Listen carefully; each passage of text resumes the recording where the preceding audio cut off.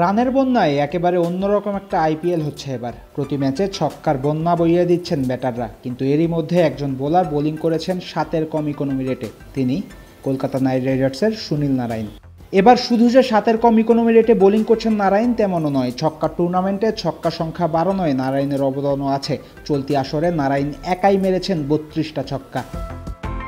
32 ছক্কার সাহায্যে চলতি আইপিএলে এখনো পর্যন্ত 452 রান করেছেন সুনীল নারাইন। এবার চমৎকার ইকোনমি রেটের সাথে 11 ম্যাচে 14টা উইকেটও বাগিয়ে নিয়েছেন নারাইন। এবারের আইপিএলটা যে নারাইনময় হচ্ছে তেমনটা আপনি বলতেই পারেন চাইলে। নারাইনের ওপর ভর করেই কলকাতা নাইট রাইডার্সও আছে পয়েন্ট টেবিলের একেবারে ওপরের দিকে।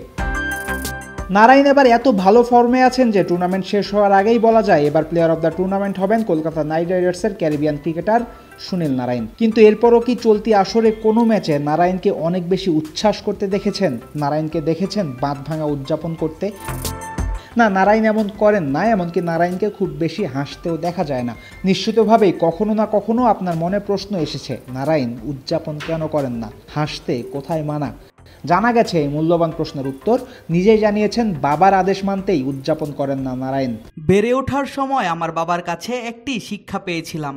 উনি বলেছিলেন, তুমি আজকে কাউকে আউট করলে কালকে বা অন্য কোনো দিন আবার তার বিপক্ষে তোমার খেলতে হবে। তাই শুধু ওই মুহূর্তটা যতটা পারা যায় উপভোগ করো, কিন্তু বাড়াবাড়ি করো না।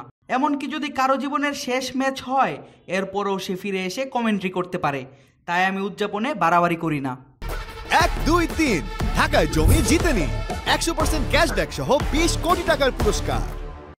বাবার কথা মানতে গিয়েই মূলত নারাইন হয়ে গেছেন অনুভূতিহীন একটা মানুষ, যিনি উইকেট পেলে কিংবা সেঞ্চুরি করলেও করেন না উদযাপনের বাড়াবাড়ি। নারাইনের বাবার অবশ্য বেশ খানিকটা প্রভাব আছে এই ক্রিকেটারের জীবনে। ক্রিকেটের অন্ধভক্ত সুনীল নারাইনের বাবা সুনীল গাভাস্কারের নামের সাথে মিলিয়ে রেখেছিলেন ছেলের নাম। বাবা চাইতেন নারাইনও হোক ব্যাটার। ক্যারিয়ারের শুরুতে বোলার হিসেবে পরিচিতি পেলেও এই মুহূর্তে নিশ্চয়ই ব্যাটার নারাইনও বাবার মন খুশি করেন। তবে ব্যাটে বলে সমান পারদর্শী নারাইন কিন্তু খুব একটা নিয়মকানুন মেনে চলেন না। জিম করা একদমই অপছন্দ তার। দেশের বাইরে খেলতে গেলে ব্যাগ ভর্তি করে চিপস নিয়ে আসেন নিজের দেশ থেকে। ভারত বাংলাদেশে যখন থাকেন তখন ঘুমোতে যান ভোর 5টায় আর ঘুম থেকে ওঠেন দুপুর 2টার পর। কলকাতা নাইট রাইডার্সের অফিসিয়াল ইউটিউব চ্যানেলের এক পডকাস্টে নারাইন নিজে এসব তথ্য দিয়েছেন। সুনীল নারাইন আর আন্দ্রে রাসেল দুজনই ভারতে যতটা জনপ্রিয় বাংলাদেশেও তাই। বছর বছর বিপিএলেও খেলতে আসেন এই দুজন। তাই নারাইনদের আড্ডায় উঠে এসেছে বাংলাদেশের গল্প। গেল বিপিএল খেলতে যখন বাংলাদেশে এসেছিলেন রাসেল, তখনই কলকাতা নাইট রাইডার্সের মালিক শাহরুখ খানের লুটপুট গেয়া গানের প্রেমে পড়েছিলেন বলে জানিয়েছেন। রাসেল জানান তিনি কমপক্ষে 25 বার শুনেছেন এই গান। আন্দ্রে রাসেল আর সুনীল নারাইন কলকাতার নাইট রাইডার্সের ঘরের ছেলে। এ দুজন ক্রিকেটার যতটা মন দিয়ে খেলেন কেকেআরের জার্সিতে, কেকেআরও ঠিক তেমনই যত্ন নেয় দুজনের। রাসেল নারাইন নিজেরা বেশ ভালো বন্ধুও বটে।